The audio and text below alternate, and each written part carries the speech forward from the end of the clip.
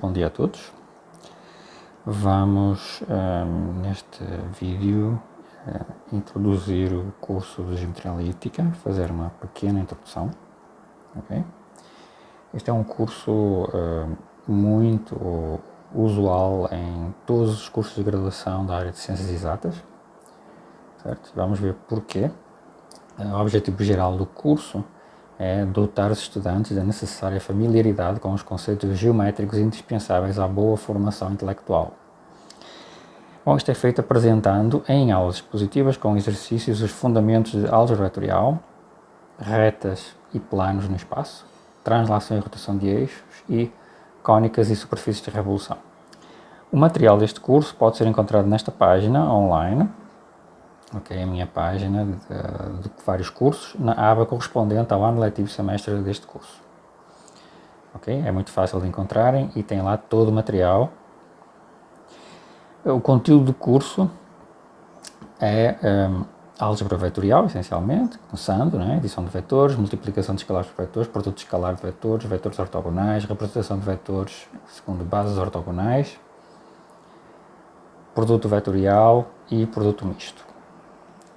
A reta e o plano no espaço, equações de um plano, posição relativa entre planos, equações de uma reta, posição relativa entre duas retas, ou entre uma reta e o plano, o ângulo entre duas retas, ou entre dois planos, o ângulo entre uma reta e um plano, a distância entre dois pontos e um ponto e uma reta, a distância entre duas retas, a distância entre um ponto e um plano, a distância entre dois planos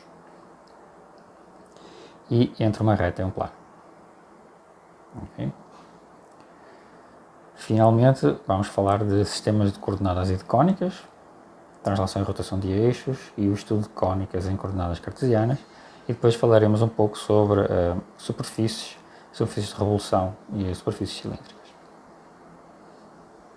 As referências bibliográficas são estas três principais: o Elon Lages Lima, curso de Geometria Analítica e Álgebra Linear, o Paulo Bolos, curso de Geometria Analítica, e o Steinbrück, também Geometria Analítica. O principal que eu vou seguir é o primeiro, Porém, eu aproveitarei exercícios e definições e a matéria exposta nos três, de qualquer forma.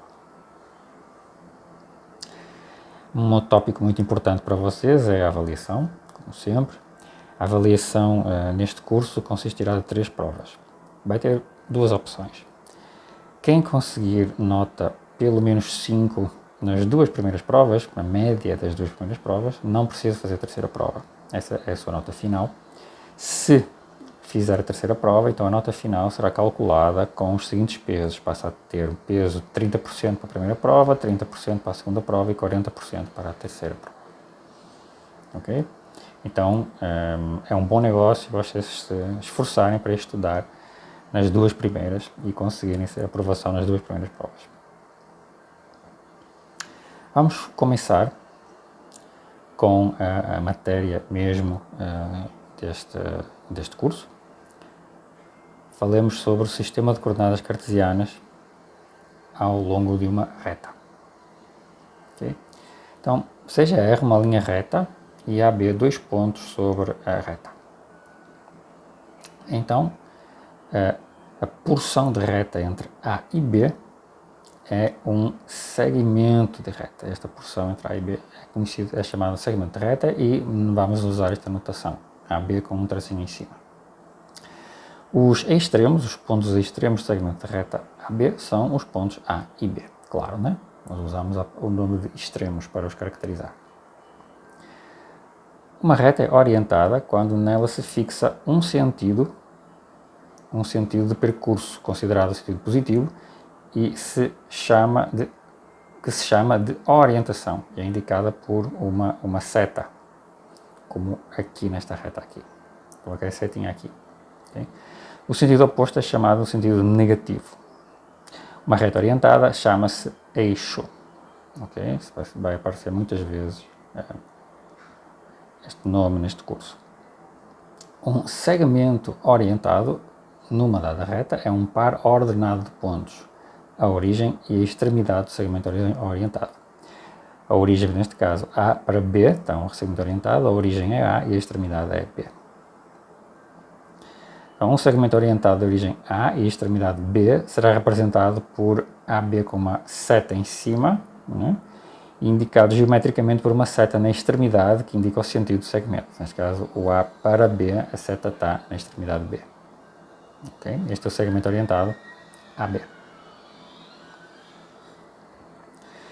Já um segmento nulo é o segmento cujo extremo coincide com a origem, e também se escreve como um vetor nulo, 0 com uma setinha em cima.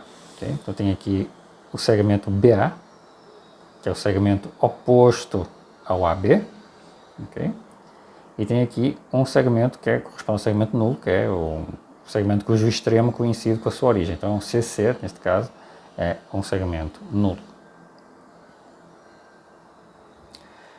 Vamos falar agora de medida ou comprimento de um segmento.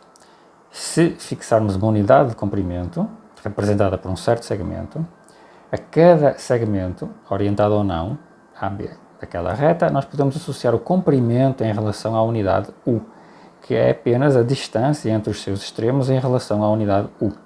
Okay? Nós denotamos isso por o segmento AB com o sinal de módulo. Okay? Ou, se o segmento for orientado, escrevemos o segmento orientado com o sinal de módulo.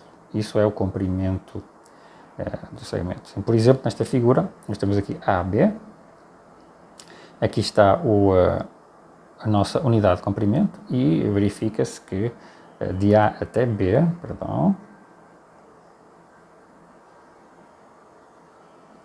de A até B, nós temos 6 vezes, cabem 6 vezes o segmento U. Então, o comprimento do segmento AB-BA ou do vetor AB, do segmento orientado AB ou do segmento orientado BA, o comprimento é 6.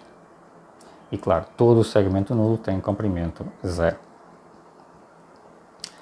Dois segmentos orientados não nulos têm a mesma direção se as retas que suportam cada um deles são paralelas. Então, eu tenho dois segmentos orientados e a reta onde eles estão suportados são paralelas, então eles são chamados segmentos com a mesma direção. Okay? Indicamos esta relação deste jeito: o segmento AB tem a mesma direção que o segmento ED, ou o segmento orientado AB tem a mesma direção que o segmento orientado DE. Dois segmentos orientados opostos têm sentidos contrários, ou seja, por exemplo, o AB e o BA têm sentidos contrários, porque eles são opostos. Em seguida falaremos de sistemas de coordenadas cartesianas no plano, nos apoiando nestas noções que nós vimos até agora.